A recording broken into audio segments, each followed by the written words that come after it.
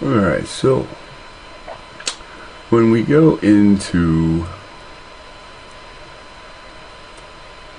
trying to find, pardon me,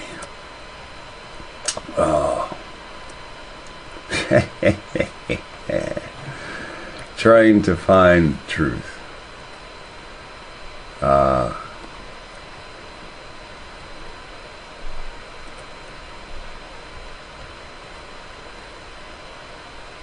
there are some things you can type in and you can find the same information passed down through history, and in these final days it's now public.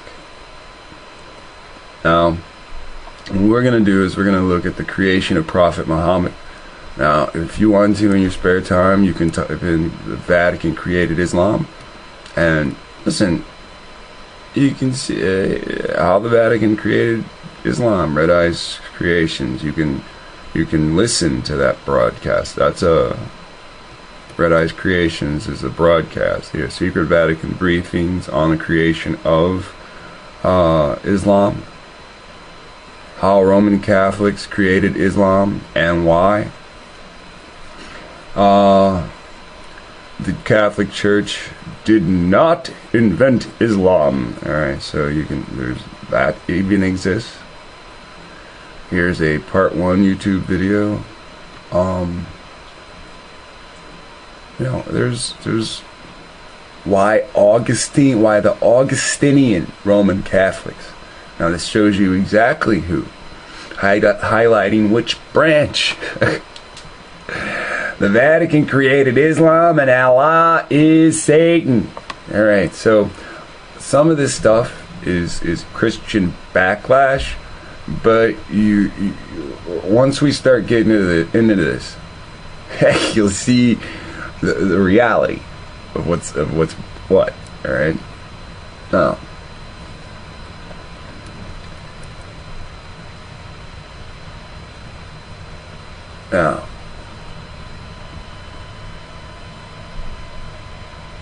blow this up a little bit.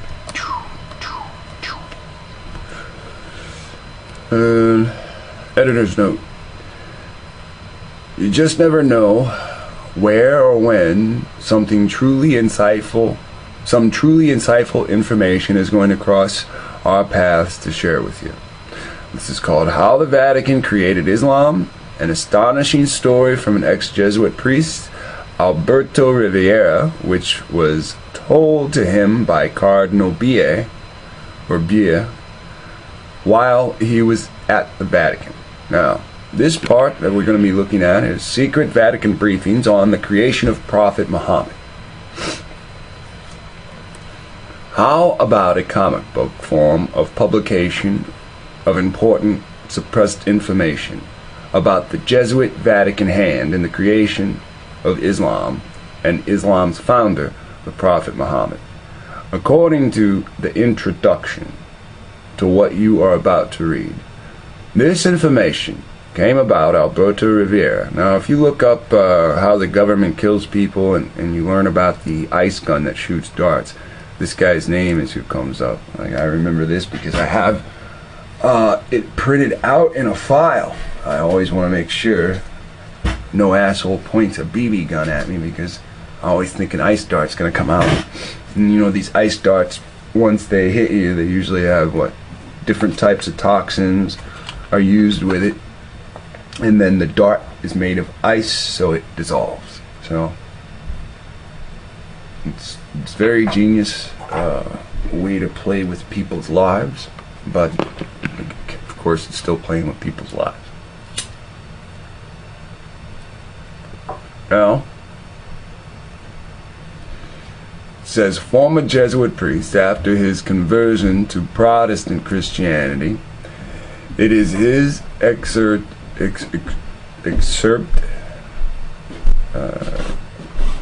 from the Prophet, published in the Chick Publications, P.O. Box 662, Chino, California. Blah, blah, blah, blah, blah, blah. Sincere its publication after several unsuccessful attempts on his life. He died suddenly from food poisoning. His testimony should not be silenced. Oops. My bad. His testimony should not be silenced. Dr. Rivera speaks to us still. The destruction of the Temple at Jerusalem by Nicholas Poussin, 1637. Alright, so if you look very closely, it's kind of interesting that.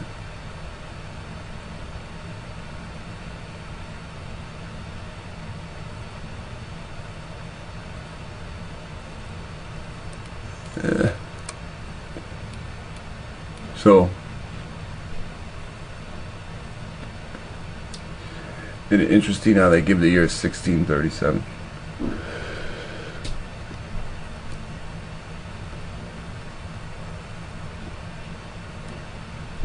That's when it's painted.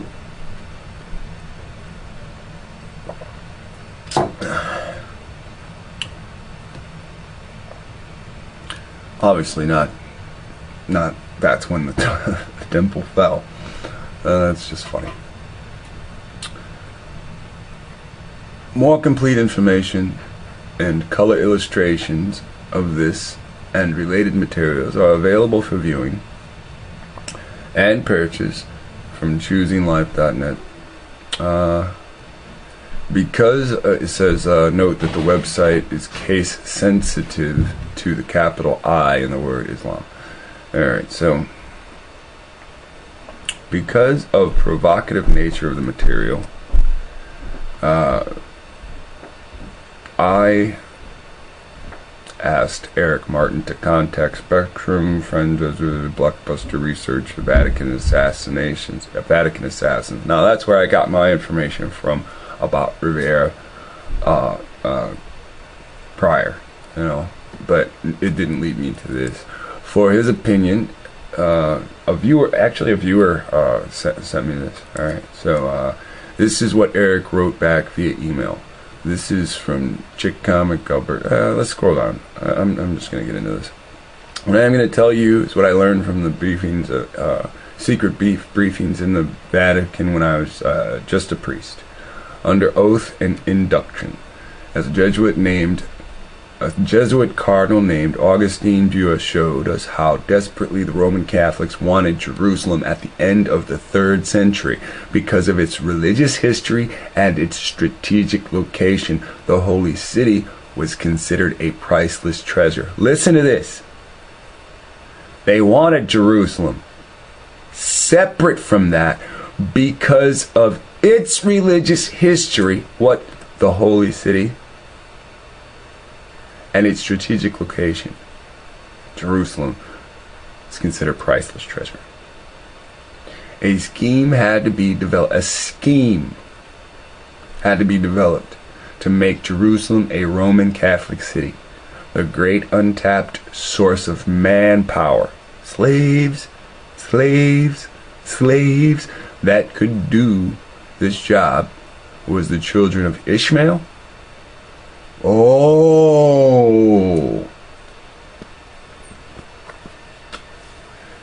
I get it. See, that was the nigga in me. I was trying to jump to the end of the sentence, but instead of reading what it actually said, right? The untapped source of slavery that they would use is Ishmael's children, right? Give them the power to go out and enslave people. Isn't that what he did to the Christians? Let me ask you a serious question. Is that not what the Pope did to the Christians?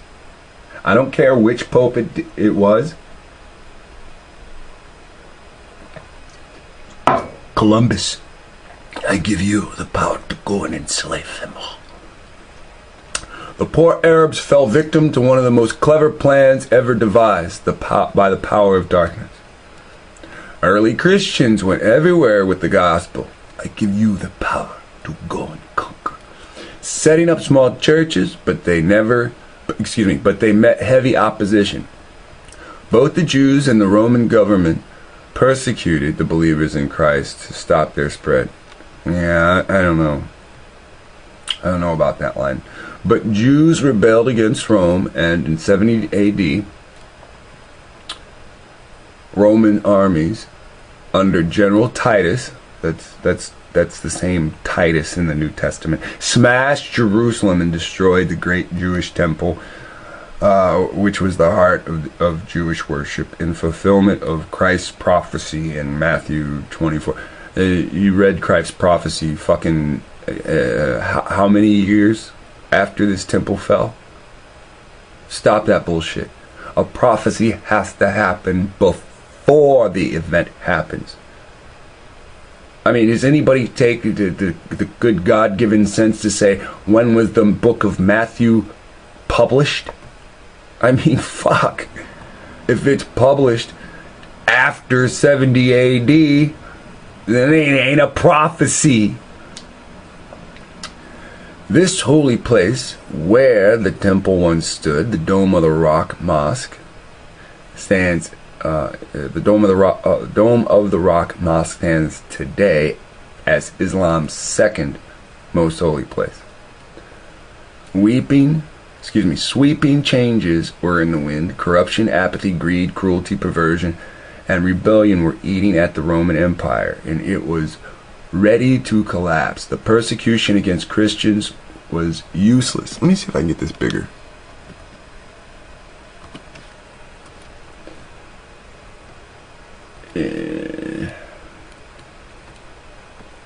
Yeah, that's better. Was useless as they continued to lay down their lives for the gospel of Christ. Right? Now, where in the Old Testament does it say anything about this Christ? What it does say in the New Testament is that because of this thing, these guys could conquer the sea. All right, that's what it does say. The only way Satan could stop this thrust, all right, was to create a counterfeit Christian religion to destroy the work of God. Okay, so you can see this is written from a Christian point of view, right? But let's just keep going. The solution in Rome, right? Rome, who created Christianity, right? Right? So, see, now take a world perspective. Take a worldly perspective, as if you're not Christian and you're not Muslim, right? Or take a perspective as if you're against the Pope. The Pope is Roman Catholic. The Roman Catholic Pope created this forgiveness. But I'm gonna set up a market on your fucking soil. Right? I'm gonna slaughter you. I'm gonna rape, murder, pillage the fucking world. It didn't only happen here.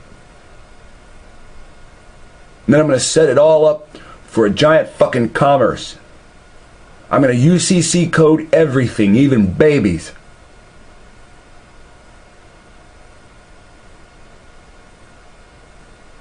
Forgiveness, motherfucker.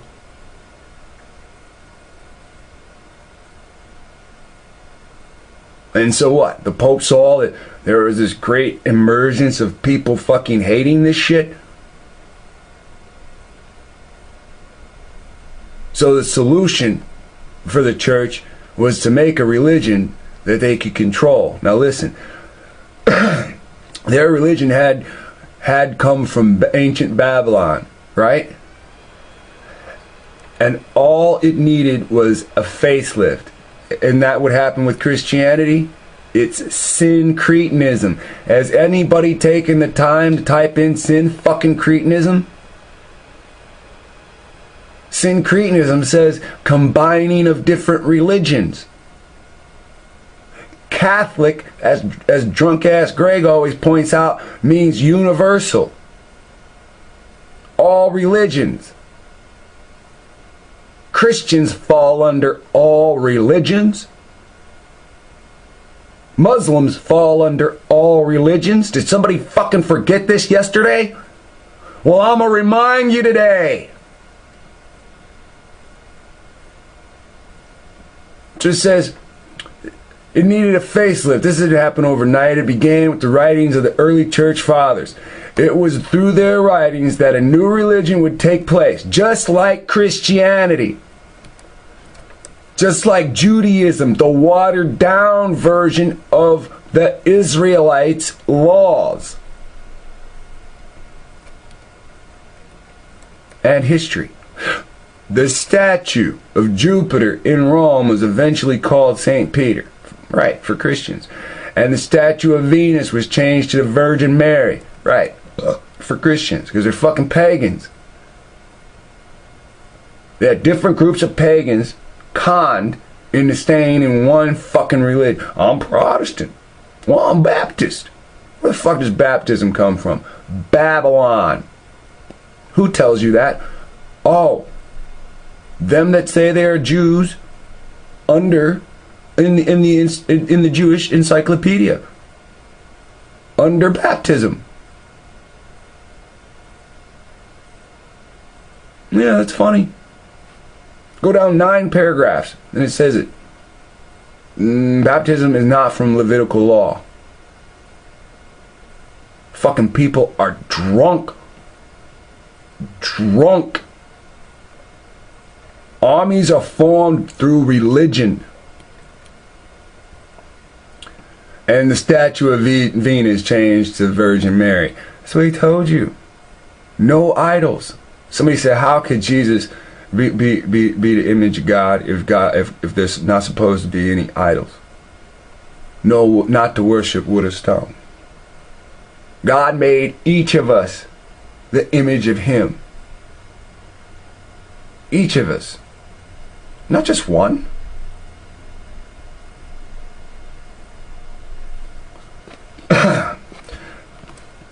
The site chosen for its headquarters was on one of the 7 hills called Vaticanus, the place of the diving serpent, where the satanic temple of Janus stood. So this is how the Vatican became the Vatican. It used to be the temple of Janus, right? This is what's being written here. The great counterfeit religion was Roman Catholicism, called Mystery Babylon the Great, the mother of harlots and abominations of the earth. She was raised up to block the gospel. No, she wasn't raised up to block the gospel. She created the gospel, dear author of this. It's a veil to block the laws of man and mankind. That's what it actually is. The reality of things. Slaughter the believers in God, not in Christ. See, Christians did the same thing. See, this is the problem. That people don't want to admit the reality of history. Catholic Inquisition is the same as Islam. There are people, Muslims running around cutting people's head off for not accepting Allah. Do you accept Jesus Christ? No. Cut his head off, put it on a spike. That's Christianity. Do you accept the writings of Muhammad, and do you accept Allah? No. Cut his head off. Kick it down the street, put it on a spike. It's the same fucking thing.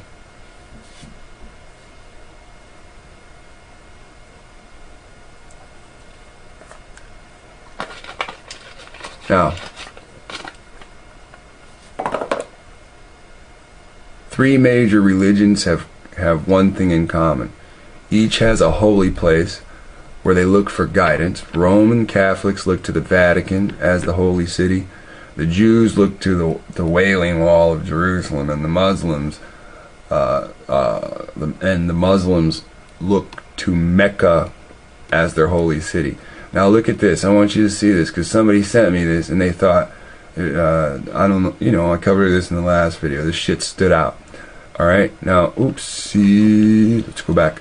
Now, as this shit says, it's the motherfucking Hula Valley, and it's in the northern region of Israel, right? It's in the Levant, right? It's in their Levant, the Latin Levant. And why do I say that? Because right here, it says a large number were killed, made prisoner.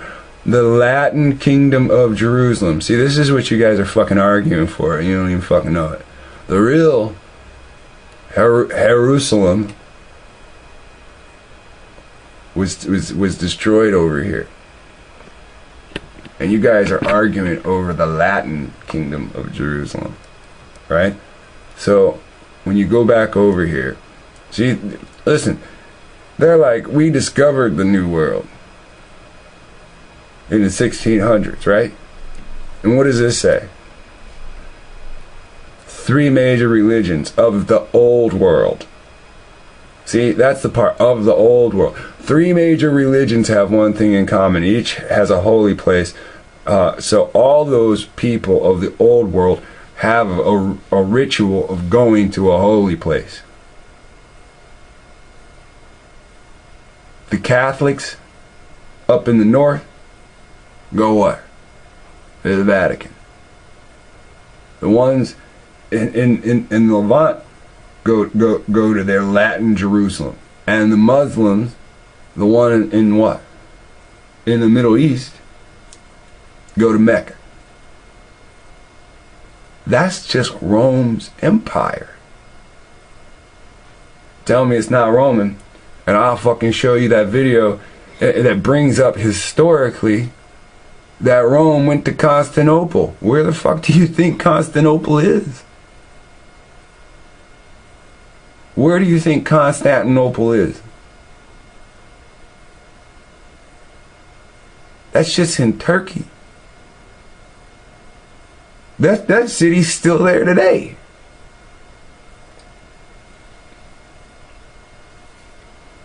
Turkey, Turks, Ottoman Turks. You do not want to go into history because you're lazy. And when anybody suggests it, you get offensive. I'm too busy fucking my kids' lives up. Stop bringing up what I'm doing wrong. If I lived down the street from half of you, you'd try to burn my fucking house down when I slept. And this is why none of you live near me.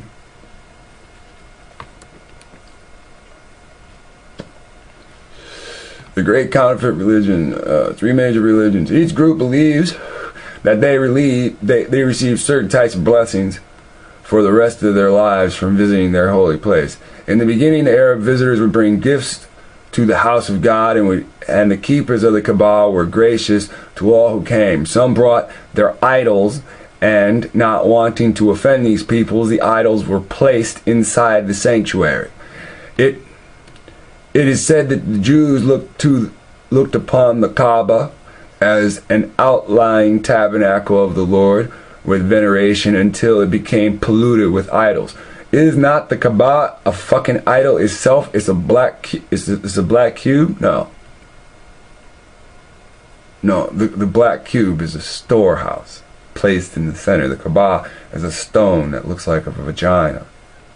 It's a rock that fell to earth. It's an asteroid, a meteor, whatever you call it. Whatever you want to call it. It's in the shape of a vagina. And somebody was smart enough to destroy it. They cracked it. It was broken in half. And then these psychos took what? Silver or some metal and formed it around it to hold it together. Now it looks like the outside of a vagina than the inside. Combined. Yeah. Fucking you guys run around and kiss that shit. Putting your lips on it. 5 other people just put your lips on it and you could see them do it. And you go, oh, I'm gonna kiss that too. freaky little people, man. In a tribal contention over a well, Zamzam, as they say, the treasure of the Kaaba and its offerings that pilgrims had given were dumped down the well, and it was filled with sand and disappeared. Many years later, this dude was given visions telling him where to find the well and its treasures. He became the hero of Mecca because he went and dug up the idols. He was destined to become the grandfather of Muhammad. Now, if they took all the idols and dug them and dug a hole, or a hole already existed, and they dumped everything down there, this guy the idols called out to him and said, "Hey, come dig us up." And they say he was Muhammad's grandfather, right? Before this time, Augustine became the bishop of North Africa. Augustine, so Rome's influence in North Africa, and was effective in winning Arabs to Roman Catholicism, including whole tribes. It was among these Arabs converted to Catholicism that the concept of looking for an Arab prophet developed. Now think about what this Christian writer just said. The concept. Now, the church is in the job, the authority of developing concepts. Now, there is already a people group that the Lord, the Creator, has stated, these are my spokesmen. Now, Rome has conquered them. Greeks have conquered them. Babylonians have conquered these people. Each of these quote-unquote Hellenistic groups, heathen groups, has conquered them. Each of them have had time with the Israelites, or as they are called in the Bible. And yet, they are not learning from these mistakes. The Catholic Church has not died. It moved away, and the Ottoman Empire took over for a while. Then the Nazi Empire took over for a while, as all of these still bowed to the Catholic Empire.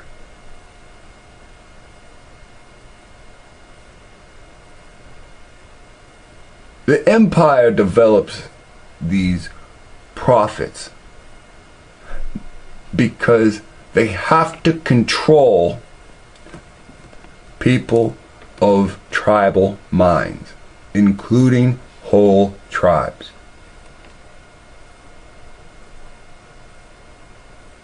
Now, this writing is about the concept of looking for an Arab prophet. Now, they've already developed their Christianity, the syncretism that they're going to take from the Israelites, the Jews, the Hebrews, the bloodline. They've already worked with the Assyrians, and Tiglath-Pileser has done nation switching. They've already brought in Ashkenaz that call themselves Jews. They've brought in Khazars as well. Where is Khazaria versus Turkey? The Catholic Church says to them, you have to decide. You're going to side with what? The Arabs? Are you going to decide? Are you going to side with the Catholics? The Christian army is coming through. Inquisition. The Muslim army is coming through.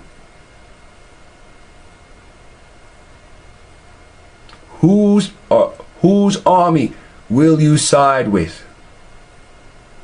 And Khazaria says what? I want the deal the Sumerians got.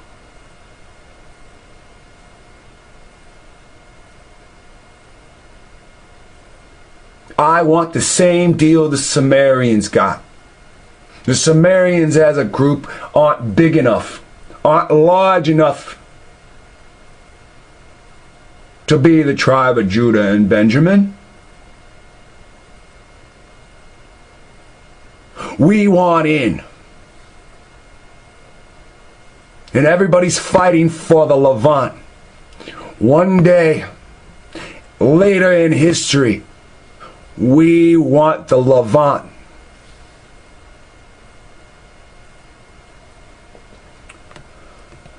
Muhammad's father dies from illness, and his sons born to great Arab families in places like Mecca were sent into the desert to be suckled and weaned and spent some of their childhood with Bedouin tribes for training and to avoid plagues in the cities.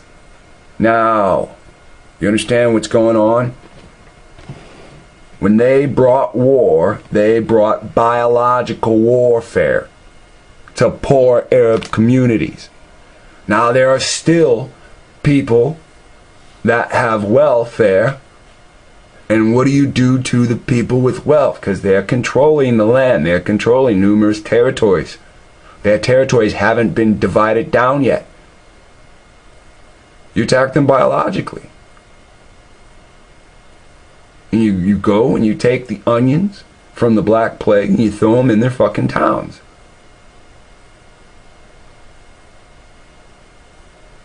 So these rich families or wealthy families or great Arab families, whether it means they had wealth or whether it means they had a lot of people in their family, they were smart enough to take their sons into the desert, the daughters too, into the desert to avoid the plagues that were being dispersed into the cities during these wars. It says, after his mother and grandfather also died, Muhammad was with his uncle when a Roman Catholic monk learned of his identity and said, take your sons back to his country. Take your sons back to his country and guard him against the Jews.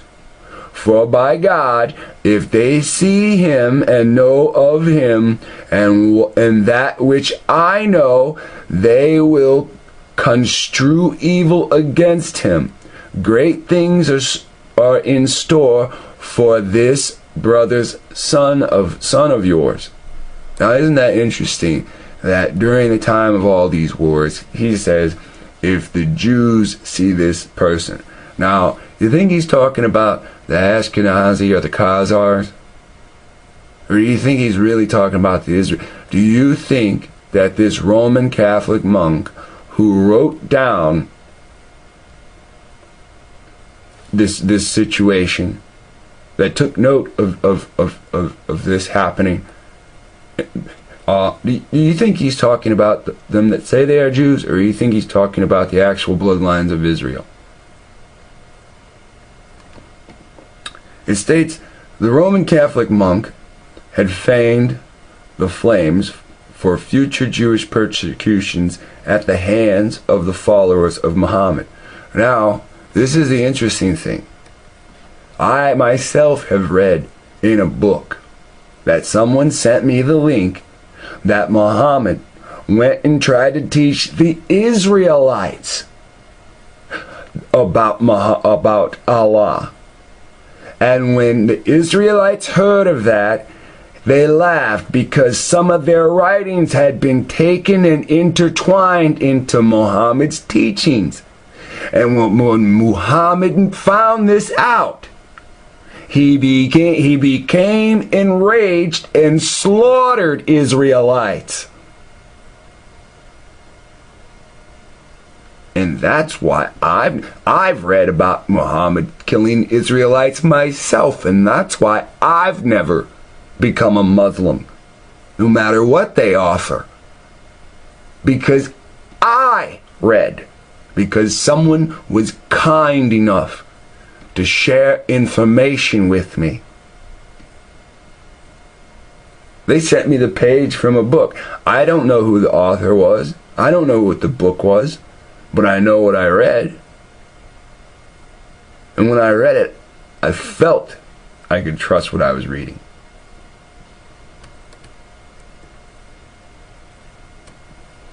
I'm going to stop for a second and get something to drink. Alright, I got something to drink, and I got a fresh bowl of cannabism, and I'm going to read some more real slow.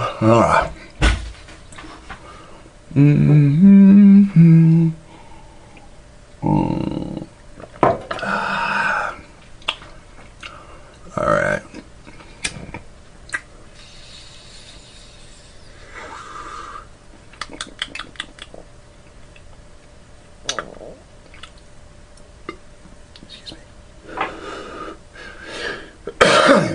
The Vatican desperately wanted Jerusalem because of its religious significance, but was blocked by Jews. Another problem was that Christians in North Africa who preached the gospel, Roman Catholicism was growing in power. But damn, that went down too fast. But would not tolerate opposition. Somehow the Vatican had to create a weapon to eliminate both Jews and true Christian believers. Yeah, okay. Had to create a weapon to eliminate both Jews and Christians who refused to accept Roman Catholicism. Now, I got to ask you, this idea of Christians, when Christians are Catholics. Now, if you try to tell me the difference between Christians and Catholics, I'm probably not going to get it, because it's still going to seem like the same pile of shit. And people aren't willing to accept that. When I say read the Bible and a Christian hears me, when I say read the Bible from the beginning and the Christian hears me, he still goes to fucking the book of Matthew. When I say the word of God, read the word of God through the mouth of the prophets, the Christian in his mind hears read the gospel, and he starts at Matthew. When the Christian sees precepts that takes him into the Old Testament, he only reads that verse and says, oh, that must be Christ. So all this, to a degree, is nonsense. I don't talk to Muslims that I know of. Nobody, not one or two people have said it, but I'm not debating anything with them when they say I'm a Muslim. Not many people in my life have come up to me and said I'm a Muslim and started a conversation, or during a conversation have said that. But it would be the same thing if I say read the word of God. He would go to his Quran. See, the Christians' doctoral beliefs are injected at the end of the actual word of God. You turn one page back from the book of Matthew, and it's the book of Micah or Malachi, and it says, I am the Lord, I change not. The second you turn to the book of Matthew, shit starts changing. If it says his name's Emmanuel, then how the fuck is anybody interpreting it something else? Number two, how do we have Israelite writings when they're enslaved at the time?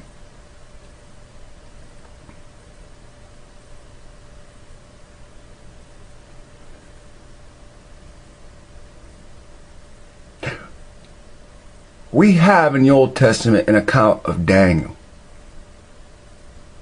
And Daniel shows how he grew to gain the authority to write things. He rejected Babylonian religion.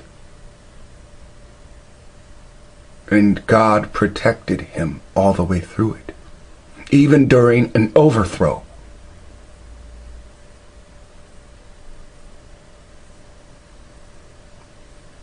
Who do we have on the other end during Roman? Paul? And who does Paul preach?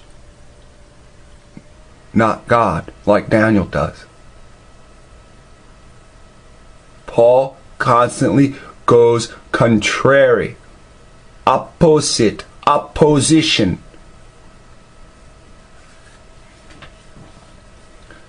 Now I know some of you Christians hear me. Your mingled European claims makes you the Assyrian.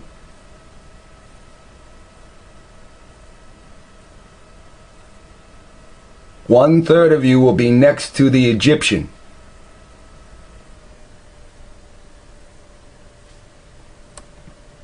Oops. Alright. So, it says, looking to North Africa, they saw the multitudes of Arabs as a source of manpower to do their dirty work.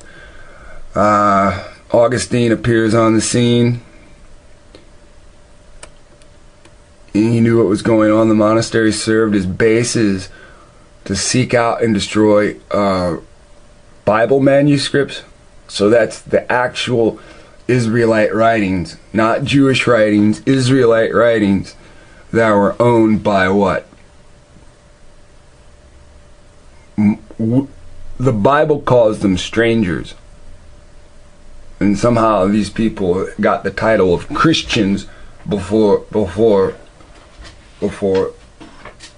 whatever happened with them and these people pushing this Catholicism. Yeah, it said Latin Jerusalem, so it's probably Latins. The Vatican, I mean, fuck man. Italians are Latins. Spaniards are Latins. Right?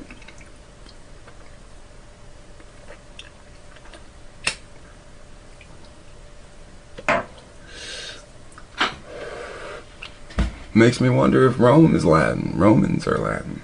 I mean, Rome's in Italy. I mean, that was a stupid fucking comment by me, isn't it?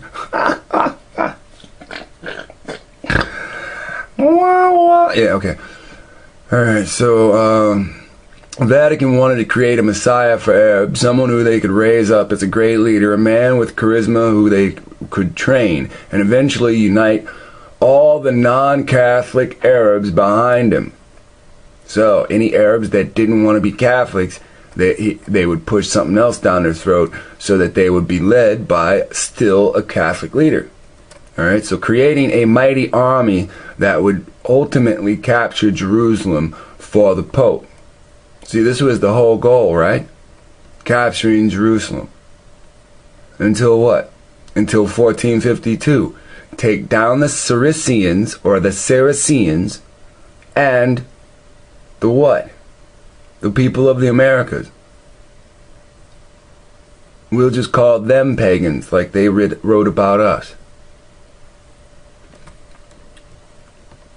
We wrote they were Hellenistic, right? Read the book of Maccabees, where it talks about the wars of with the Greeks. And how the Greeks betrayed the Romans, and the Romans went and kicked the Greeks' ass. Took their slaves.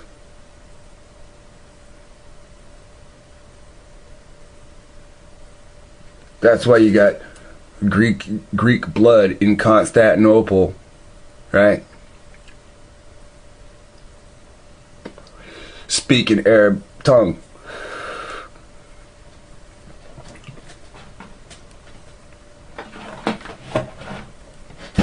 That's what that video Ed brought forth was saying.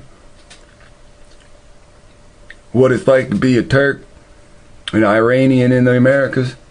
1985, right? Come on. just because it came up once, it doesn't mean we can't bring it up again. A wealthy Arabian, this is in the Vatican briefing, Cardinal Bear told us, a wealthy Arabian lady who was a faithful follower of the Pope played a tremendous part in this drama. She was a widow named Khadijah.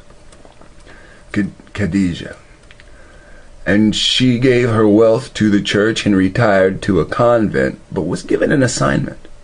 She was to find a brilliant young man who could be used by the Vatican to create a new religion and become the Messiah for the children of Ishmael. Now, somebody had recently said something about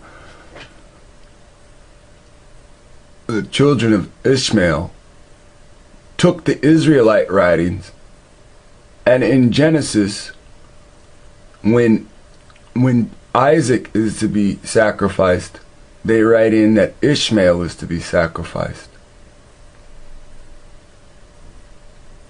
And then the continuing writings are about the Ishmaelites instead of the Israelites. So, that's just what somebody told me. Khadijah had a cousin named Warqua, who was also very faithful in the Catholic Church, in the faithful Roman Catholic, and the Vatican placed him in a critical role as Muhammad's advisor. He had a tremendous influence on Muhammad. Teachers were sent to, Teachers were sent to young Muhammad, and he had intense training. So listen, when people sit there and say Muhammad was, I'm having a large glass of my great drink and this shit. Yeah.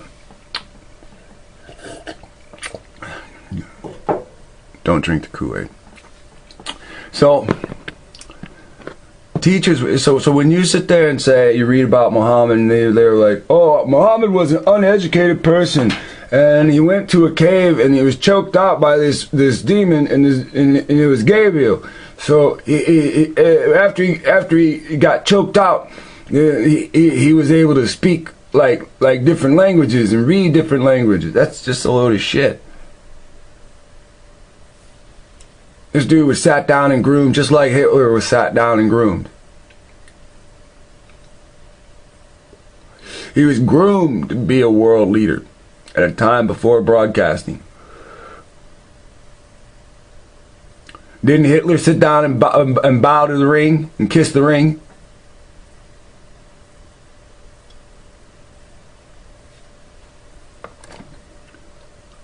Time before camera. It'd be silly for me to try to show you Muhammad bowing down and kissing the ring of the Pope, wouldn't it?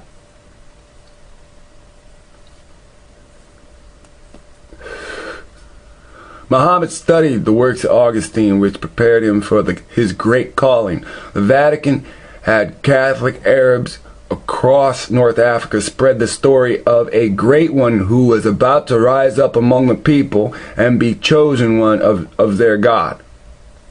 While Muhammad was being prepared, he was told that his enemies were the Jews, and that the only true Christians were Roman Catholic. He was taught that others calling themselves Christians were actually wicked imposters and should be destroyed. Many Muslims believe this. Now again, this is authored by a Christian. He said, if you want the complete comic, because no one would publish this. Riviera was an ex-bishop. People to this day believe he was assassinated.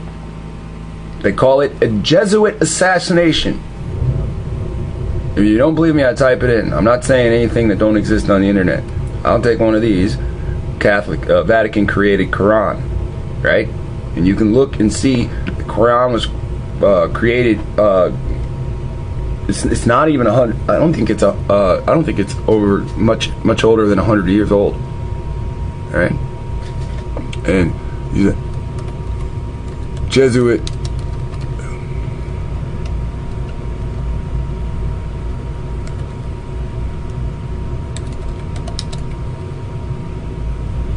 know if Abraham Lincoln comes up first, right? Of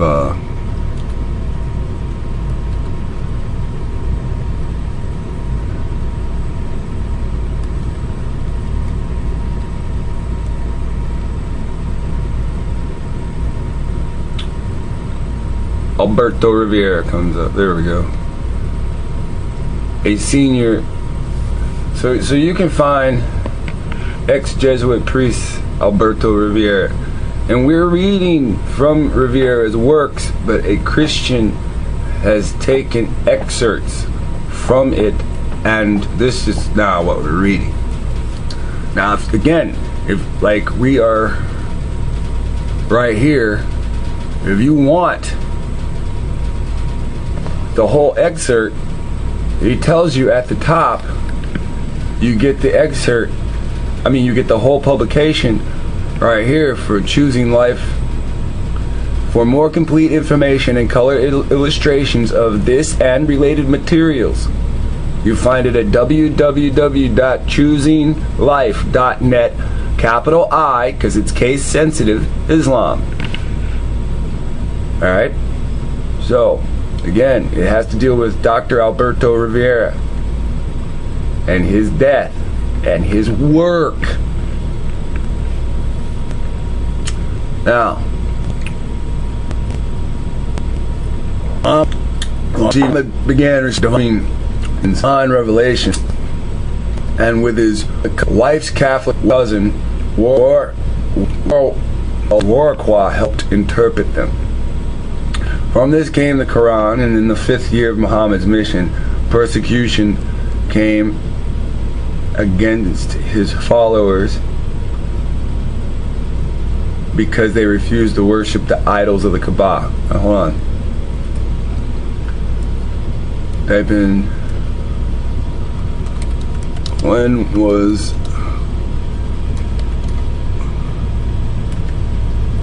Quran written?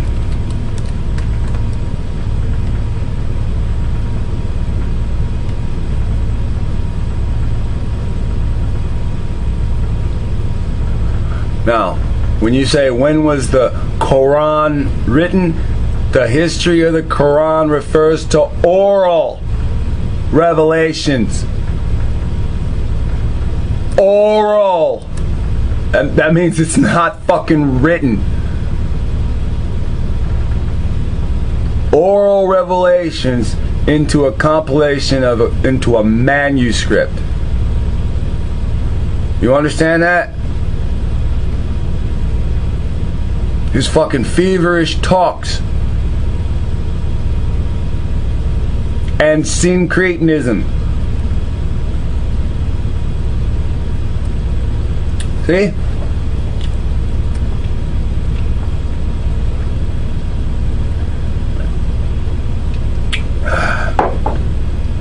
So his cousin helped translate him. So, in the 5th year, Muhammad's mission, persecution came against his followers because they refused to worship the idols at the Kaaba. The idols that his grandfather dug back up. You see how funny that is? Muhammad instructed some of them to flee to Abyssinia, where Negus, the Roman Catholic king, accepted them because Muhammad's views on the Virgin Mary were so close to Roman Catholic doctrine. Now remember, we just heard that video prior that said that what? That those Greeks that lived in what? Constantinople, that spoke Iranian, were considered Turks because the Pope saw their view of Virgin Mary. Right?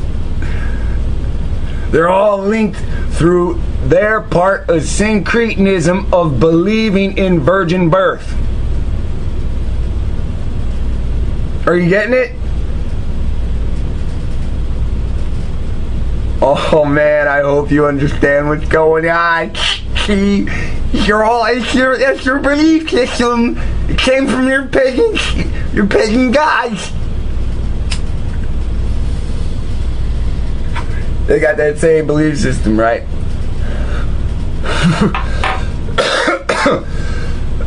Osiris dies.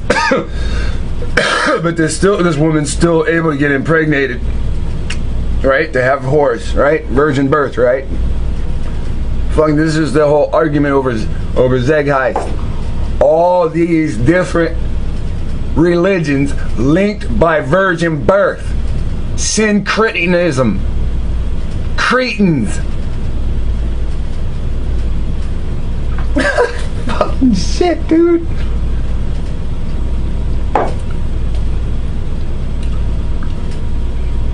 Muhammad later conquered Mecca and the Kaaba was cleared of idols. History provides that before Islam came into existence, the Sabaeans in Arabia worshipped the moon god who was married to the sun god. They gave birth to 3 goddesses who were worshipped throughout all of the Arab world as the daughters of Allah. Listen to that. The moon god, Allah. Right? Who was married to the sun god, Helios. Right? Don't you get it, man? Who's the sun god in Egypt? Ra. Who's the moon god in Egypt? I don't know. I ain't into that shit. Non-pagan here. Don't you get it? The moon god and the sun god gave birth to 3 goddesses, right? 3 daughters who were worshipped as the daughters of Allah. An idol excavated in Hazar in Palestine in 1950 shows Allah sitting on a throne with the crescent moon on his chest. What does the same ancient history say? That Allah's daughter, Alat, one of the 3 on his lap, killed him. If he can be killed, then he ain't the creator. I mean, why the fuck would I even go further?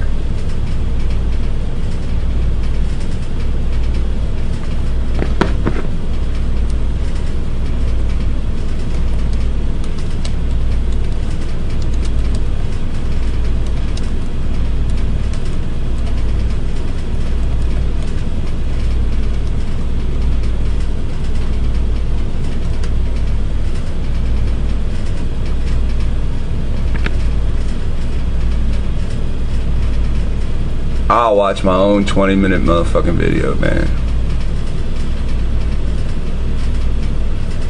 That's how tough this shit is. Woo! When was this? What year was this? This is in 2012! This is me in 2012! I was like, I'm gonna put on a shirt. Yeah! Into a new series. Yeah, nigga, get him! Know who you worship. That's right. That's me. Know who you worship. And today... Wow, time machine, right? Wow! Without any disrespect or bigotry or lies, I want to show you what how I was led through this, through the Spirit. And hopefully, alright, let me turn that so you guys don't get any glare from the light above. And hopefully that's angled so you can see the titles too. Alright.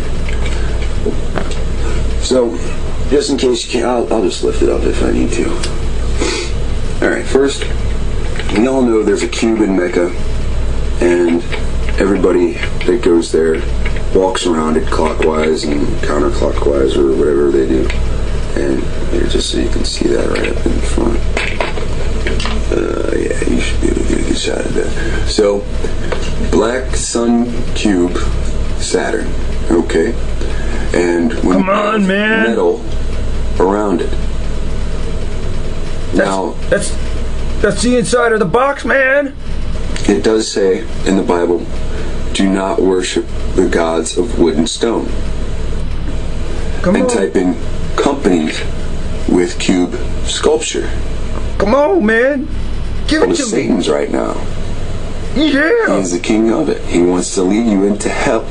Rubik's Cube, man. Come This on. is, and now, this is... There's the vagina. That's the metal vagina that they made, man.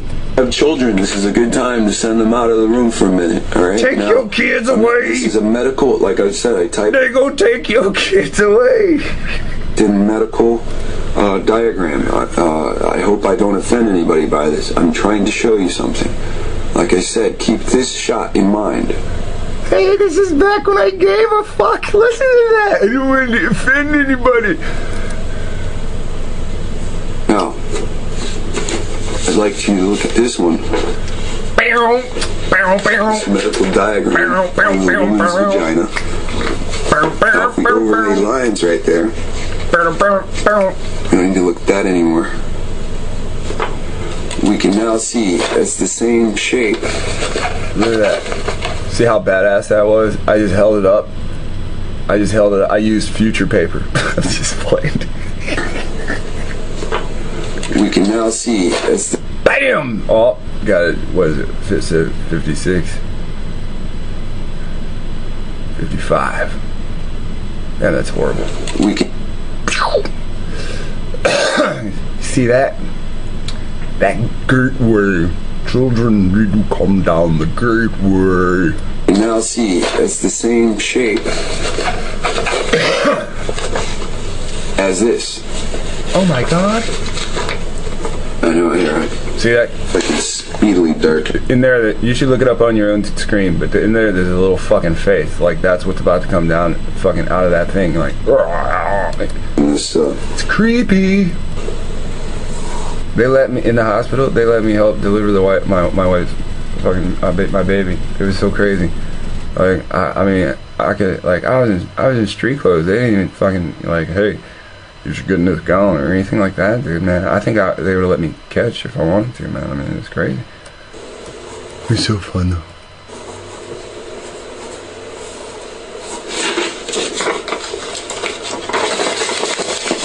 okay. That's pretty hard to see, but you can see what's going on there. It's a vagina. So, what do I get to later? Without the lines there. Okay, so these channels, it says Mecha Kaaba Blackstone Demon, right? In the stone, in it. See, I'm looking right here. There's a fucking eyeball right there. There's like, it's like Bert and Ernie are right there. Right there is a pair of eyes and a mouth, and right here is a pair of eyes. It looks like it's a big dragon, right? It looks like there's 2 eyes, 2 nostrils, a mouth, and 2 claws. Like, yeah, right there, right? But, you know, everybody sees different shit in there, right? It's very good. But this is what they bow down and kiss, right? I caught the common cold and the herpes by kissing the outer rim of the metal vagina. Demonic, there's a horn there. See the horns? Oh, I do, Lex, thanks. See that shit? It looks like a horn there and a horn there, and look it up on your own screen. And when I scroll down to the bottom of this, I left links. Oh, see? I used to do all kinds of nice shit. It looks like some kind of goat thing. It looks like a camera. When we go into goddesses of Persia, Teach me something. School me. there is Infinite 8 design came up first, came up first, and I was looking for this name a lot because I talked to a brother from Canada that's out there working with Brother Ricky.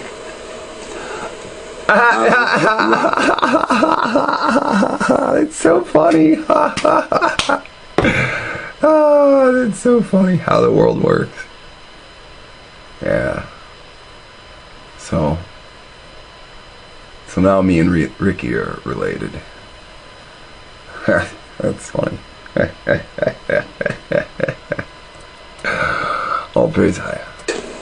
Alat or Elat, the Persian and Arabian moon goddess, a Chaldean goddess of the underworld. She is considered the mother of the gods of Nabateans of Petra, a female counterpart of Allah. She is honored at the new moon. Okay, so when we go to Alat, excuse me, these pictures keep coming up. These pictures actually have to deal with ceramicists, and we see this all the time, seeing the owls as a keeper, as her watchers, you know. So, and I always pay particular attention to their hairstyles, because, you know, they always show the same kind of hairstyle in all of these. This would be her sister Al-Uzu, I believe. I'm sorry. There's three sisters. Alat, the pre-Islamic goddess of.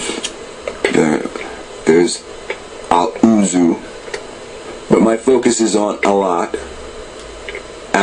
Al-Lat, not Allah. Here, right here. Alat can be identified with Asherah, Elat in Canaan. So, so right there, they're really worshiping Asheroth.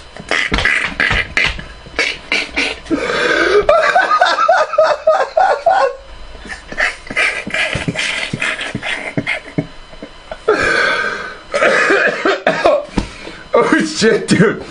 Oh my God. It's woman worship again. Hey, listen, you don't get it yet.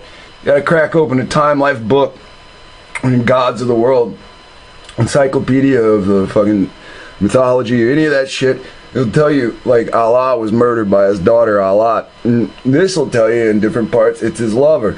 And it'll tell you her name's not really Alat, it's really Asheroth. Yeah, it really fucking is. So see the dance? See the name game? Asheroth is rejected in this land, so this demon or this entity or this fallen angel will go being worshipped over here under another name. Right? Right here. Alat can be identified with Asherah, Elat in Canaan. So, her name is Alat, but her biblical name is Elat, and we can find her in the Bible. And as you can see, these pictures keep coming up over. See how I fucked that up back then? Nobody corrected me. Her biblical name is Asherah, or Asheroth. Not Elam. She was worshipped in Elam. Fucking idiot. See, I told you I wasn't smart. Over again, and Alat is then the direct descendant of Lilith. How? Now it's kind of this is I just stumbled on, you know. So this is kind of a interesting thing, you know. But that's great. That gives me a little bit of clarification. It says Alat and Lilith right there. Paganspace.net. So, like I said, this is what I was told to chase down in the spirit. Alright, so when I go Alat Hebrew Bible, right here it gives me a Wikipedia. It says a temple and shrine dedicated to Alat in Tev, Strong's Hebrew and Aramaic Dictionary of Bible Words. Okay, now when I go to the Wikipedia, you can still see that same exact hairstyle over and over again throughout the pictures that were over here. Whether her hair be down, her back, or you know, but it's still the same hairstyle. Pulled straight to the back. Kind of like a mullet without the sideburns cut. I'm not making jokes, I'm just saying. So, it says it's the chief goddess of Mecca.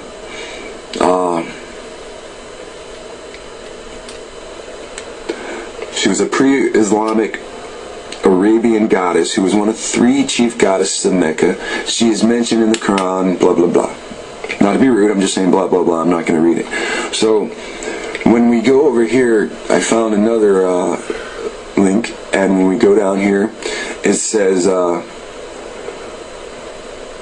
town captured by Hebrews in Joshua, Beth Anoth, is the present-day town of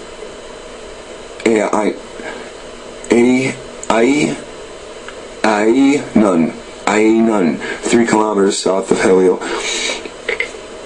The word Anoth is a feminine form of Anat, the goddess. So Anat is one of those groups.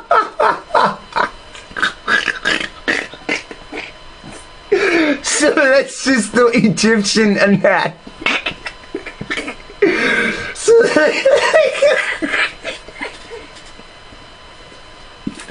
So you guys are all worshiping the same chick.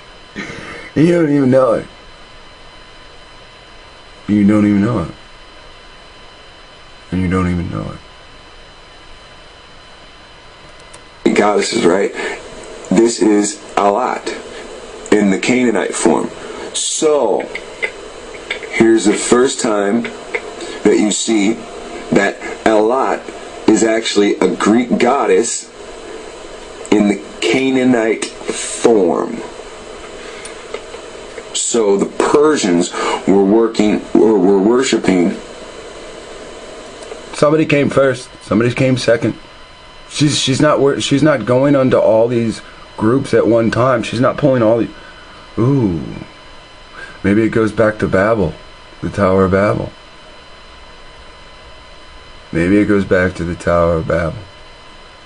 Because a lot of different nations were there, right? And during diaspora, different languages, maybe they all remembered her, huh?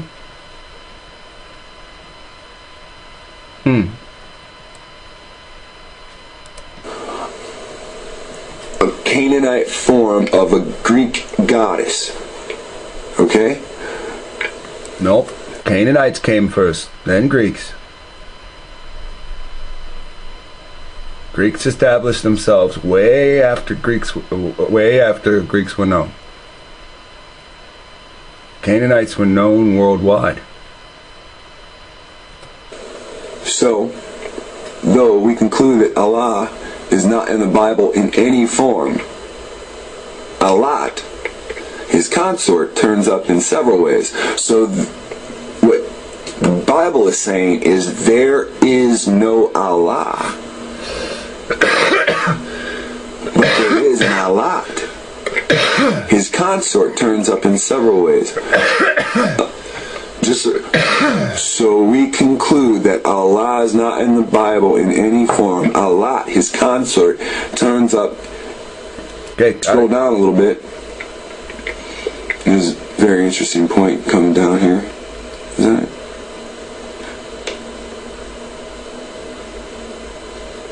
Oh, that's interesting. Click here, load the graphic of Lilith, the early model of Allah. We'll get that in a second. Oh, here we go. Now, click here to see the phallic god who is the counterpart to Alat. So now we're dealing with Romana interpreter and Grecian interpreter. Okay, this is the interpretation of who gods were in different countries using different names, right? We just heard from me 4 years ago telling us there's no biblical Allah, but there's a consort to Allah. Outside of the Bible, there's a consort to Allah. It's Alat. Alat's ancient names are Anat and Asheroth. Ashur is in there. What people groupers just said. Ashur, who joined with the Assyrians right? Asherah. Now, right here. We'll do that in a second. So now, who's the male biblical consort to Asherah or Asheroth in the Bible? Since we can't find biblical Allah, let's find biblical consort to Asheroth. And then that should be who actually is Allah.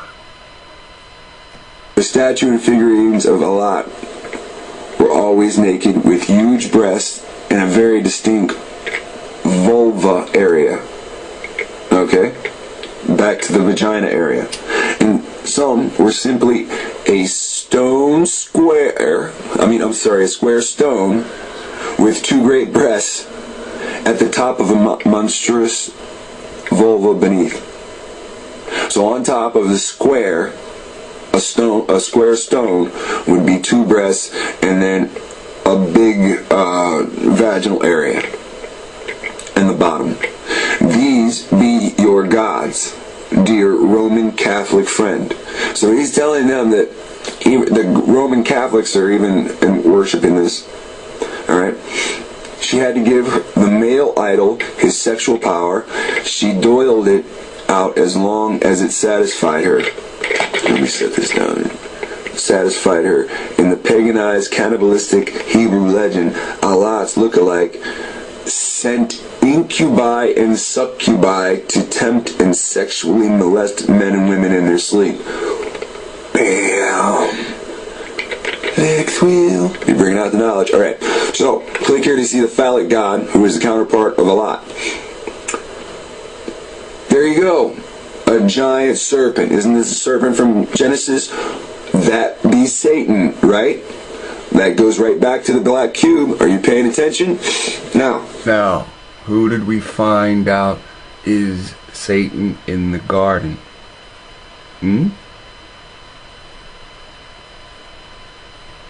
What does the book, the Apocalypse of Abraham say?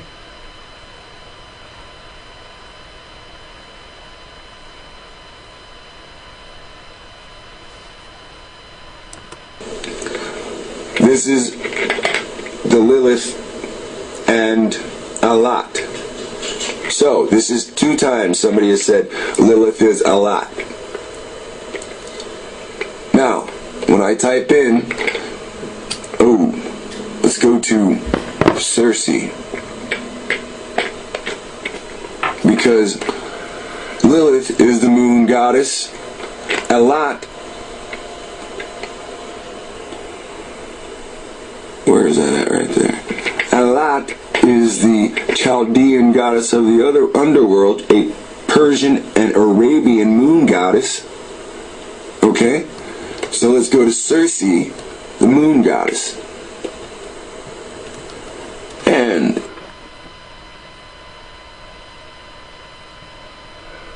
so the people in the north called her Circe. Alright. So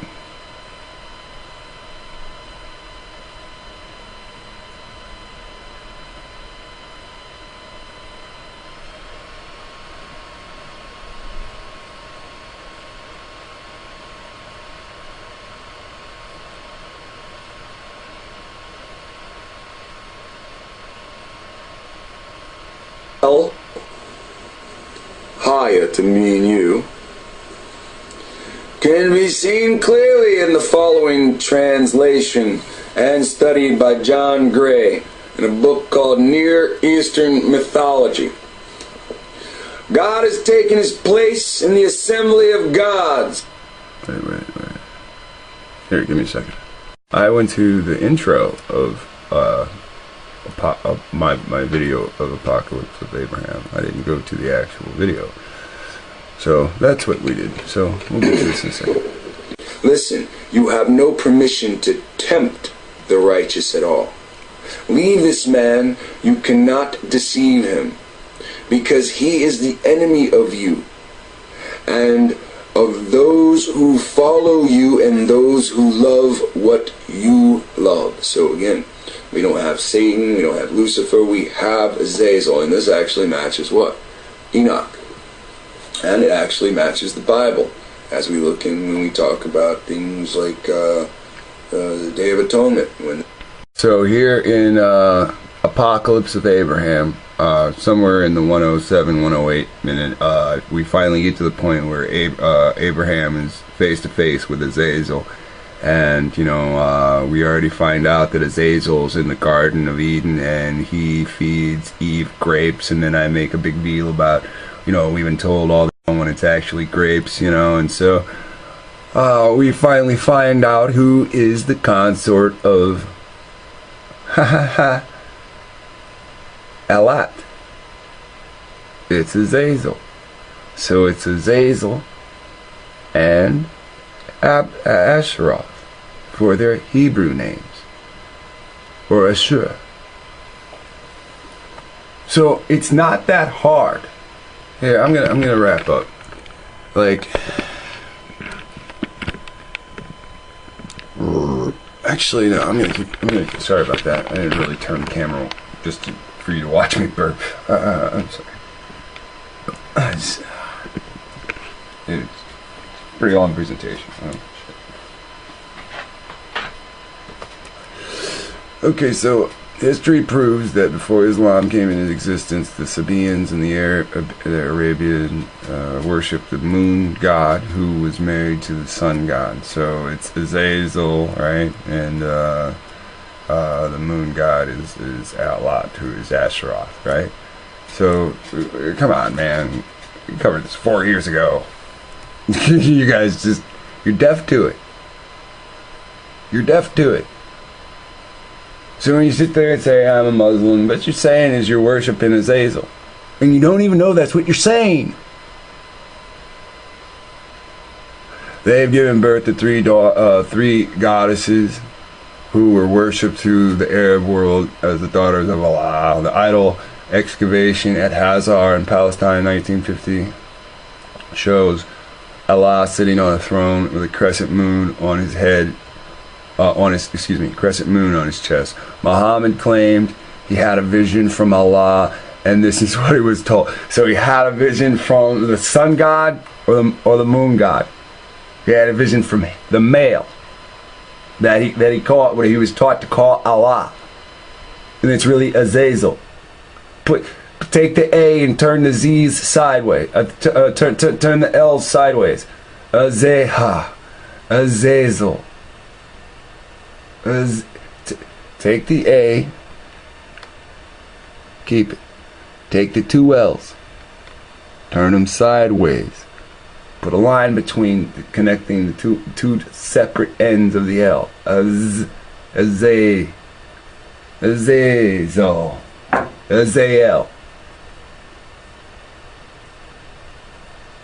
Come on. It took me 4 more fucking years to figure this out. So you see what's going on? Thou shalt not kill. Right? And these guys run around with swords saying, I'll lob your head. Worship Azazel, or I'll lob your head.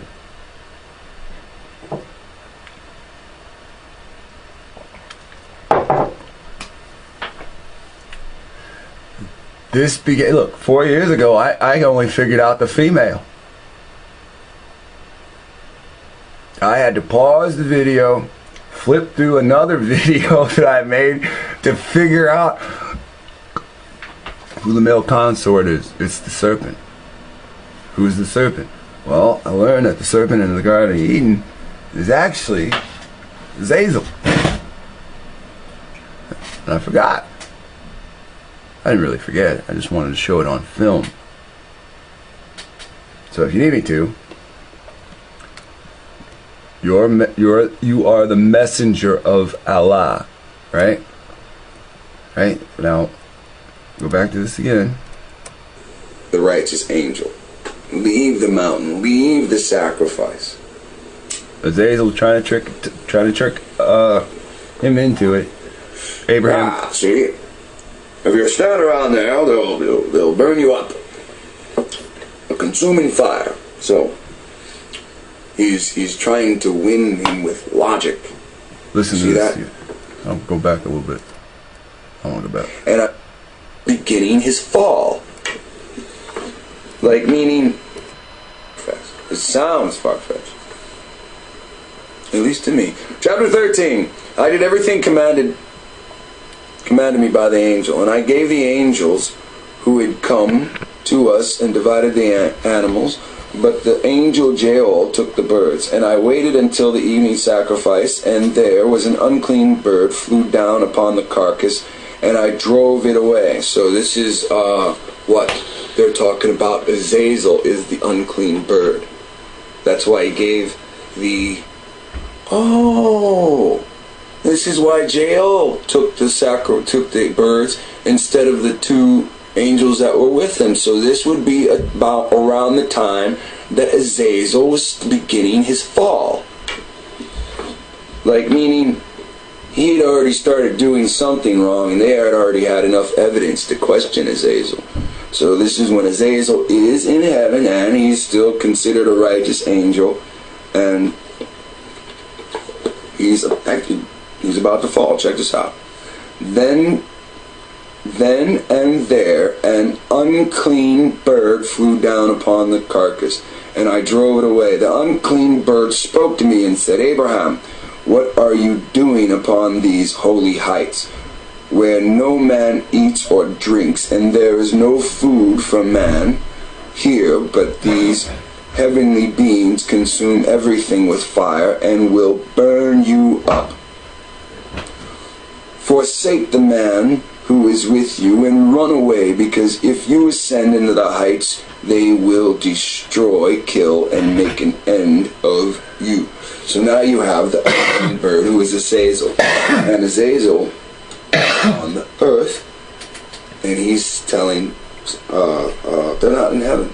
So Azazel probably already fell, and he's telling him to go against the righteous angel. Leave the mountain, leave the sacrifice.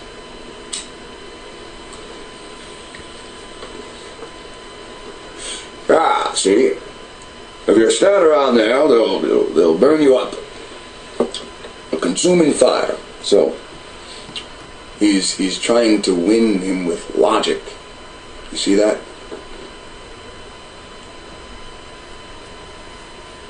So in chapter 13, verse 5, then when I saw the bird speaking, I said to the angel, what is this, my Lord? And he said, this is ungodliness. This is Azazel. And he said to it, the bird, disgrace upon you, Azazel, for Abraham's portion is in heaven, but yours is upon the earth. See? They have domination on the earth, but they do not have domination over men. Men have to submit their will. Women are still considered men. If they put you into fear by talking in your ear, they'll push you towards a contract. That contract puts your domination, which was above them prior, over you. So you are now subservient to a demon. Fallen angel or not, it has no power over you. They were stripped of that power. They are weak men until you give in to them, then they become stronger. If they die, they come back to something different. So they know how to. I don't know if it's years in between, it doesn't matter. They get to come and go until Judgment Day. They fell.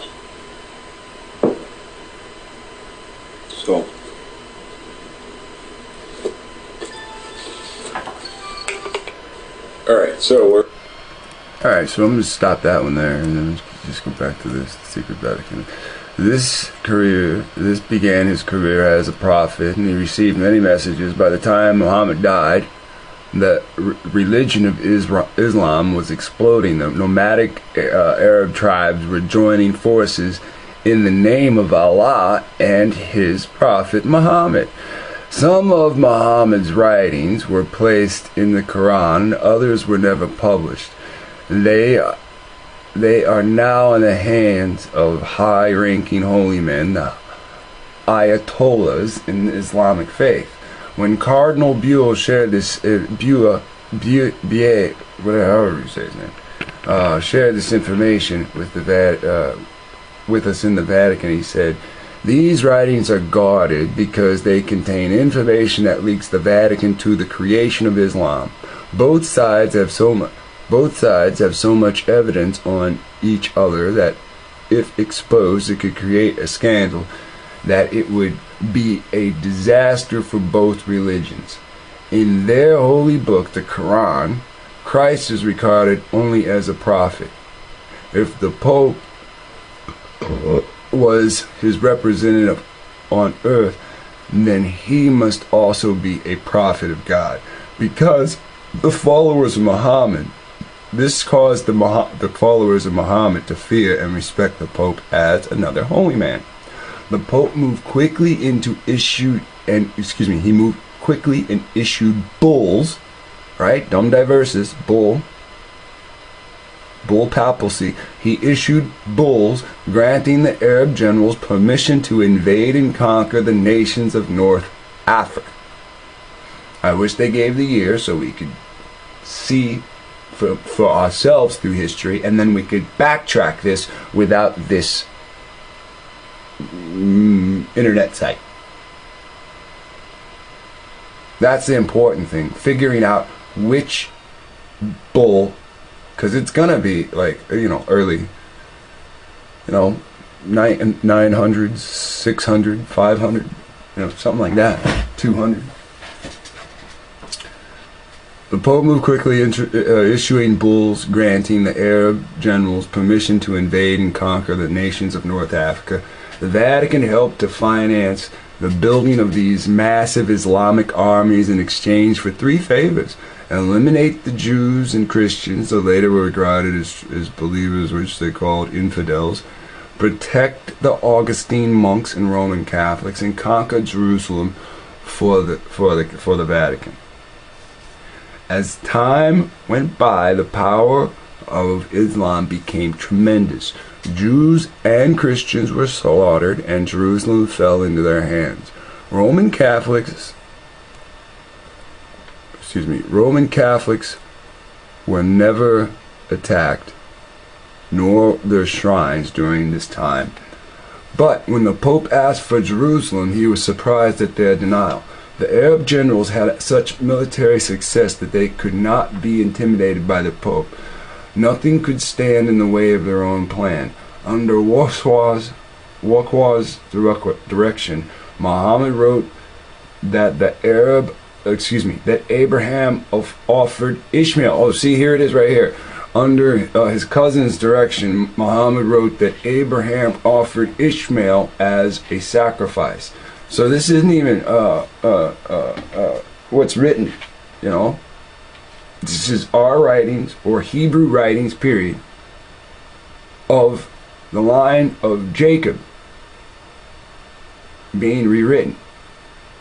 Not to mention Isaac. I mean, come on. The Bible says that Isaac was sacrificed, but Muhammad removed Isaac's name and inserted Ishmael's name. As a result of this, Muhammad's vision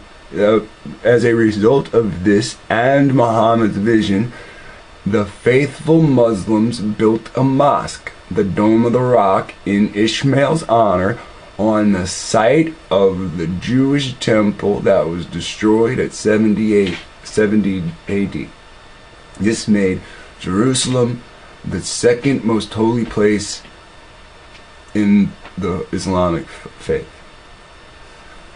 How could they give such a sacred shrine to the Pope without causing a revolt? The Pope realized that what he had created was out of control when he had heard they were calling His Holiness an infidel. The Muslim generals were determined to conquer the world for Allah, who turns out, sun god, moon god, sun god is Azazel. Moon god is what? Asheroth. And now they turn to Europe. Islamic ambassadors approached the Pope and asked for papal bulls to give them permission to invade European countries. The Vatican was outraged. War was inevitable. Temporal power and control of the world was considered the basic right of the Pope. He wouldn't think of sharing it with those whom he considered heathens. Now, he created a religion for them, propped them up, and then, again, he considers them heathens. As he's calling them heathens, they are calling him a heathen. And their word is infidel for it, right?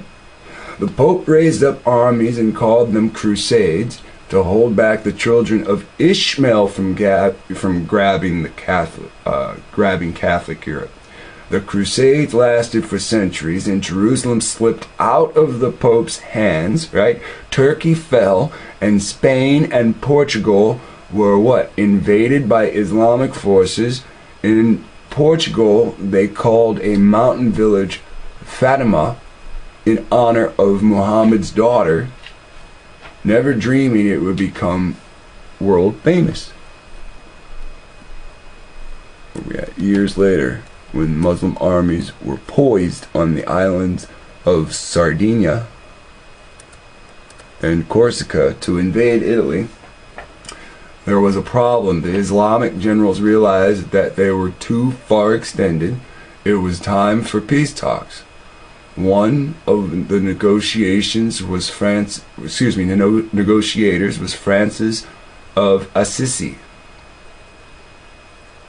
As a result, the Muslims were allowed to occupy Turkey in a Christian world, and the Catholics were allowed to occupy Lebanon in the Arab world.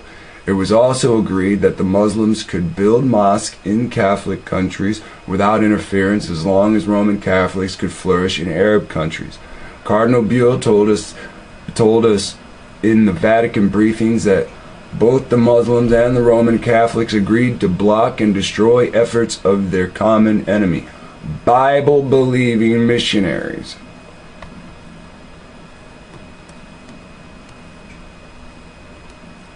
Let me scroll down a little bit. Through these condorants, Satan blocked the children of Ishmael from the knowledge of Scripture and truth. Again, it pushes a lot of stuff here. Now, the Islamic community looks on the Bible-believing missionary as a devil who brings poison to the children of Azazel. This explains years of ministry in those countries with little results. The Vatican also engineers a campaign of hatred between the Muslim Arabs and the Jews. Before this, they had coexisted peacefully. A light control was kept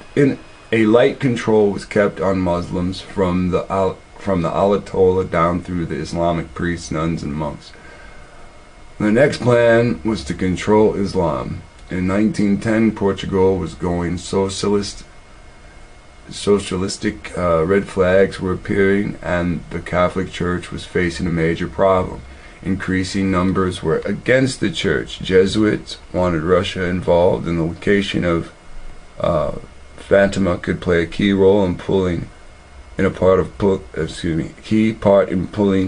Islam into the Church. In 1917, the Virgin appeared in Fatima. The Mother God was a smashing success, playing to overthrow crowds. As a result, the socialists of Portugal suffered a major defeat.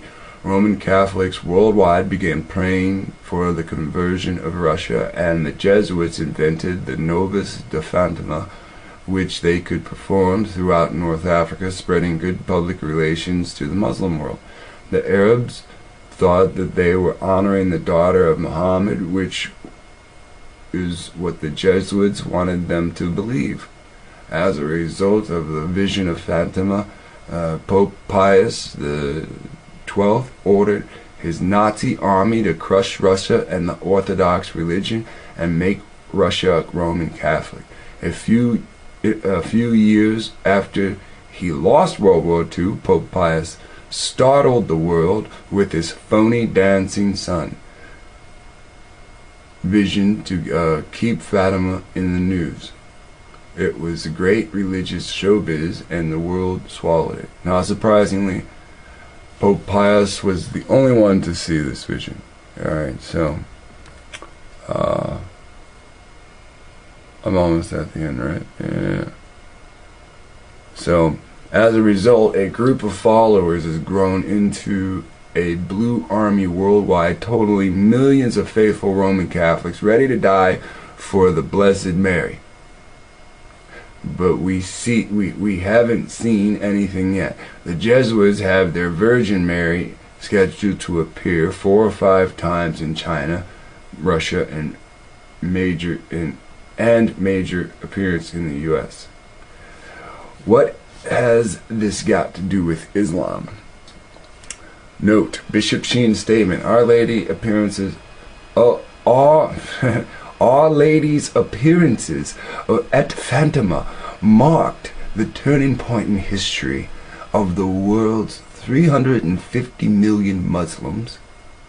After the death of his daughter, Muhammad wrote that she is the most holy of all women in paradise next to Mary. He believed that the Virgin Mary chose to be known as Our Lady of Fatima as a sign and a pledge that the Muslims who believe in Christ's virgin birth will come to believe in his divinity. Bishop Sheen pointed out that the pilgrim virgin statues of Our Lady of Fatima were enthusiastically received by Muslims in Africa, India, and elsewhere, and that many Muslims are now coming into Roman Catholic Church. Dr. Alberto Rivera, 1998. Now, I'm going to take a real quick minute and talk about this real quick. I didn't have to go into a great big study to find this. Somebody sent it to me. Alright? And sitting back and seeing like all the shit that happened with the Princess Diana and Dodi Fayed and their death, and how these people planned on the merger of Catholicism and Islam. Like, it's all just been pre-planned. Now, if you understand that they died, a while ago, and then they had the dove of Catholicism, and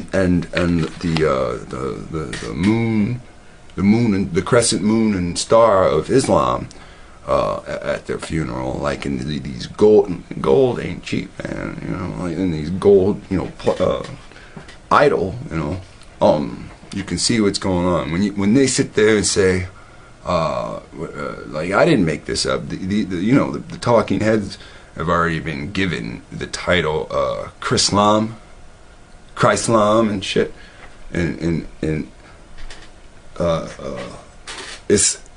Islamity. it's I don't know how the fuck they say. I think it's just Chrislam, but it's just taking one on one and combining with the other, And these are the armies of Lucifer building. No, they're gonna have a war, and the ones that can't coexist, their beliefs, they gonna send those people out. The ones that can coexist, they gonna utilize that for the Luciferian army, and they just don't see it because they're dealing with Azazel. That's the big thing. Romans and Greeks have something called interpretia. How to interpret whom, entity-wise, entity-wise. Which God are you dealing with? Now, when these people say gods, don't be fooled. They're not necessarily talking about forefathers all the time. A lot of times they're talking about entities and how to interpret which one it is based on its characteristics, because everything has personality. And Azazel has a unique personality. And this is what it has to do with. Their god is Azazel. Based on their goddess is the moon goddess. So, you can look up this information if you want. It's the creation of Prophet Muhammad. You can believe what's written if you want. You can do whatever you want.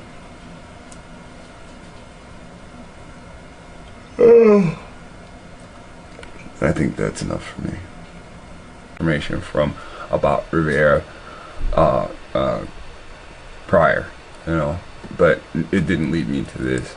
For his opinion, a viewer sent me this. All right, so this is what Eric wrote back via email. This is from Chick Comic Albert. Let's scroll down. I'm just gonna get into this. What I'm gonna tell you is what I learned from the briefings, secret briefings in the Vatican when I was just a priest, under oath and induction, as a Jesuit cardinal named Augustine Bua showed us how desperately the Roman Catholics wanted Jerusalem at the end of the 3rd century because of its religious history and its strategic location. The holy city was considered a priceless treasure. Listen to this. They wanted Jerusalem separate from that because of its religious history, what the holy city, and its strategic location. Jerusalem is considered priceless treasure. A scheme had to be developed. To make Jerusalem a Roman Catholic city, a great untapped source of manpower, slaves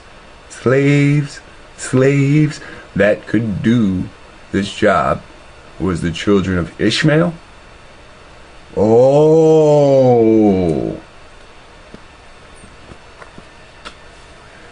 I get it. See, that was the nigga in me. I was trying to jump to the end of the sentence, but instead of reading what it actually said, right? The untapped source of slavery that they would use is Ishmael's children, right? Give them the power to go out and enslave people. Isn't that what he did to the Christians? Let me ask you a serious question. Is that not what the Pope did to the Christians? I don't care which Pope it was. Columbus, I give you the power to go and enslave them all. The poor Arabs fell victim to one of the most clever plans ever devised by the power of darkness. Early Christians went everywhere with the gospel. I give you the power to go and conquer. Setting up small churches, but they met heavy opposition. Both the Jews and the Roman government persecuted the believers in Christ to stop their spread. Yeah, I don't know. I don't know about that line. But Jews rebelled against Rome, and in 70 AD, Roman armies under General Titus, that's the same Titus in the New Testament, smashed Jerusalem and destroyed the great Jewish temple, which was the heart of Jewish worship, in fulfillment of Christ's prophecy in Matthew 24. You read Christ's prophecy fucking how many years after this temple fell? Stop that bullshit. A prophecy has to happen before the event happens. I mean, does anybody take the good God-given sense to say, when was the book of Matthew published? I mean, fuck. If it's published after 70 AD, It ain't a prophecy. This holy place, where the temple once stood, the Dome of the Rock Mosque, stands. The Dome of the Rock Mosque stands today as Islam's second most holy place. Sweeping changes were in the wind. Corruption, apathy, greed, cruelty, perversion, and rebellion were eating at the Roman Empire, and it was ready to collapse. The persecution against Christians was useless. Let me see if I can get this bigger.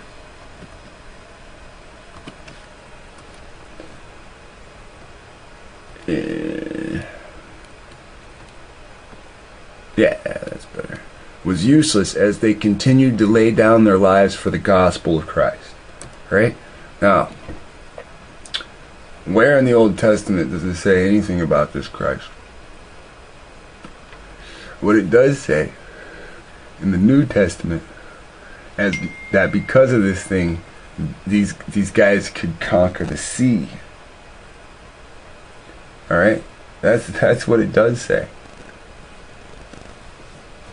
The only way Satan could stop this thrust, all right, was to create a counterfeit Christian religion to destroy the work of God. Okay, so you can see this is written from a Christian point of view, right? But let's just keep going. The solution in Rome, right? Rome, who created Christianity, right? Right? So, see, now take a world perspective. Take a worldly perspective, as if you're not Christian and you're not Muslim, right? Or take a perspective as if you're against the Pope. The Pope is Roman Catholic. The Roman Catholic Pope created this forgiveness. But I'm gonna set up a market on your fucking soil. Right? I'm gonna slaughter you. I'm gonna rape, murder, pillage the fucking world. It didn't only happen here. And then I'm gonna set it all up for a giant fucking commerce. I'm gonna UCC code everything, even babies.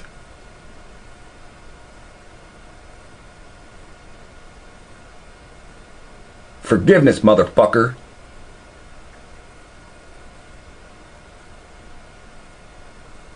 And so what? The Pope saw that there was this great emergence of people fucking hating this shit.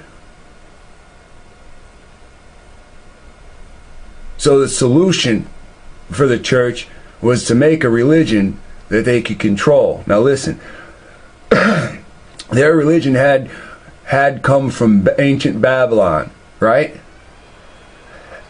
And all it needed was a facelift. And that would happen with Christianity. It's syncretism. Has anybody taken the time to type in syncretism? Syncretism says combining of different religions. Catholic, as drunk ass Greg always points out, means universal. All religions. Christians fall under all religions. Muslims fall under all religions. Did somebody fucking forget this yesterday? Well, I'm gonna remind you today. Just says it needed a facelift. This didn't happen overnight. It began with the writings of the early church fathers. It was through their writings that a new religion would take place, just like Christianity. Just like Judaism, the watered down version of the Israelites' laws and history.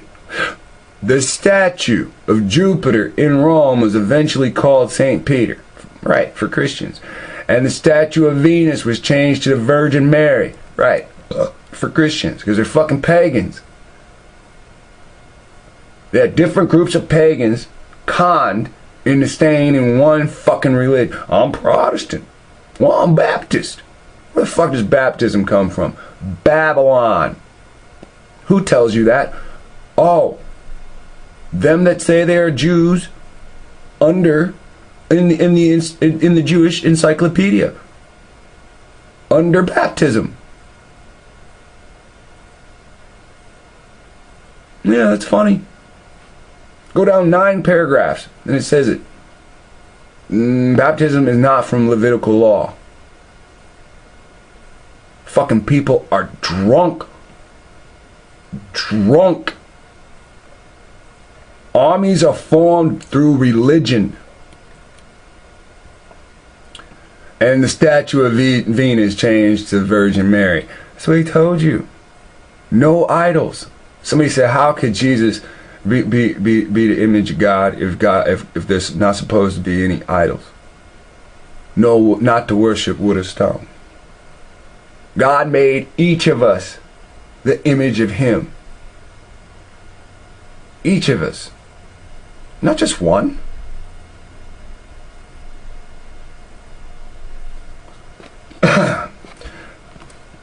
The site chosen for its headquarters was on one of the 7 hills called Vaticanus, the place of the diving serpent, where the satanic temple of Janus stood. So this is how the Vatican became the Vatican. It used to be the temple of Janus, right? This is what's being written here. The great counterfeit religion was Roman Catholicism, called Mystery Babylon, the mother of harlots and abominations of the earth. She was raised up to block the gospel. No, she wasn't raised up to block the gospel. She created the gospel, dear author of this. It's a veil to block the laws of man and mankind. That's what it actually is. The reality of things. Slaughter the believers in God, not in Christ. See, Christians did the same thing. See, this is the problem. That people don't want to admit the reality of history. Catholic Inquisition is the same as Islam.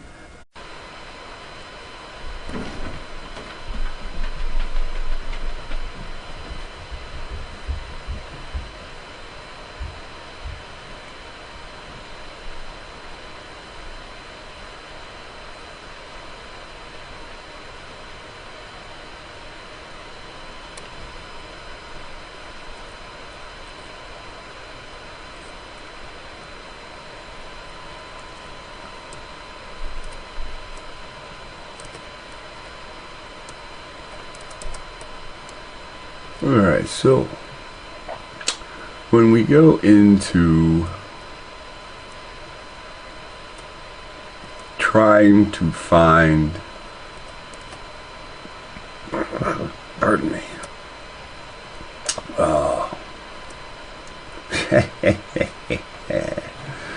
trying to find truth,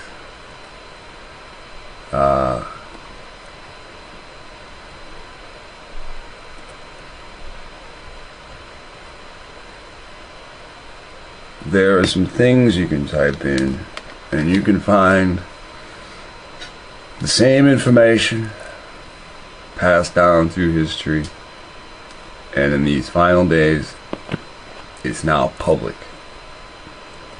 Now what we're going to do is we're going to look at the creation of Prophet Muhammad. Now if you want to, in your spare time, you can type in the Vatican created Islam, and listen, you can see how the Vatican created Islam, Red Eye's Creations. You can listen to that broadcast. That's Red Eye's Creations is a broadcast. Here, Secret Vatican Briefings on the creation of Islam, how Roman Catholics created Islam and why. The Catholic Church did not invent Islam. Alright, so you can, there's that even exists. Here's a part 1 YouTube video. You know, there's Why the Augustinian Roman Catholics. Now this shows you exactly who, highlighting which branch. The Vatican created Islam and Allah is Satan. Alright, so some of this stuff is Christian backlash, but you once we start getting into this, you'll see the reality of what's what. Alright? Now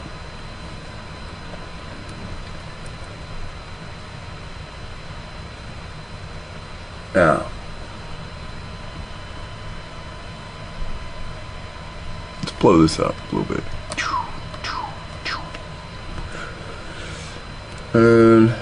Editor's note.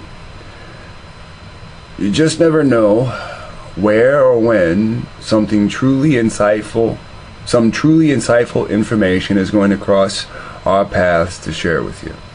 This is called How the Vatican Created Islam, an astonishing story from an ex-Jesuit priest, Alberto Rivera, which was told to him by Cardinal Bie, while he was at the Vatican. Now, this part that we're going to be looking at is secret Vatican briefings on the creation of Prophet Muhammad. How about a comic book form of publication of important suppressed information about the Jesuit Vatican hand in the creation of Islam and Islam's founder, the Prophet Muhammad? According to the introduction to what you are about to read, this information came about Alberto Rivera. Now, if you look up how the government kills people and you learn about the ice gun that shoots darts, this guy's name is who comes up. Like, I remember this because I have it printed out in a file. I always want to make sure no asshole points a BB gun at me because I always think an ice dart's going to come out. And you know, these ice darts, once they hit you, they usually have different types of toxins are used with it, and then the dart is made of ice, so it dissolves. So it's very genius way to play with people's lives, but of course it's still playing with people's lives. Now, it says former Jesuit priest after his conversion to Protestant Christianity. It is his excerpt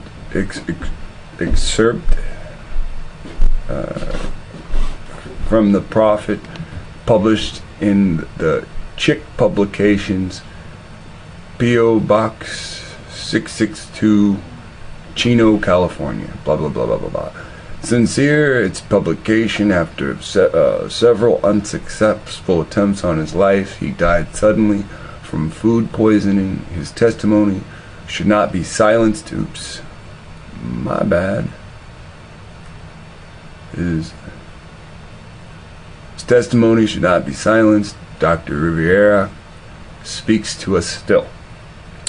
The destruction of the Temple at Jerusalem by Nicholas Poussin, 1637. Alright, so if you look very closely, it's kind of interesting that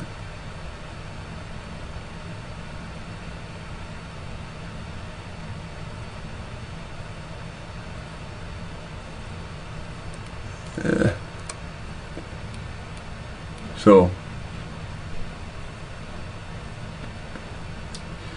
isn't it interesting how they give the year 1637?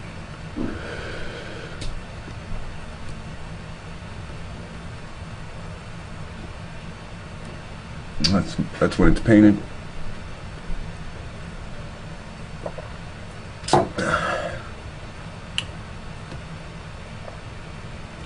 Obviously not that's when the temple fell. That's just funny.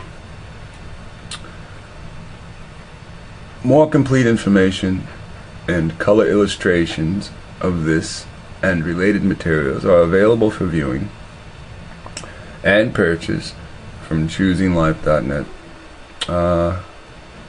Because it says note that the website is case sensitive to the capital I in the word Islam.